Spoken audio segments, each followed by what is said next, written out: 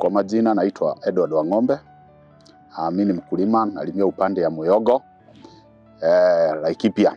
Nimekuwa nikilima viazi, but we have kuturn kwa kitunguu. Na wakulima wengi hasa kwa hii area wamekuwa kiogopa kitunguu sana. Hasa kwa kwekwe.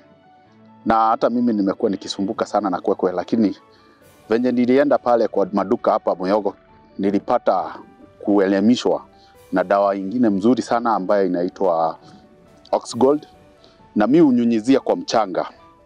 Hata mkiangalia kwa mchanga hakuna kwekwe. Tena kuna mafunzo ingine pia tumepewa ambaye ni ya thrips ambayo inaumiza kitunguu, pia tunapewa mambo yake sana. Na kuna dawa yenye inaitwa Majestic, ninanyunyizia pia. Na mnaona kitunguu yangu nimetransplant within 1 month, na mahali imefikia.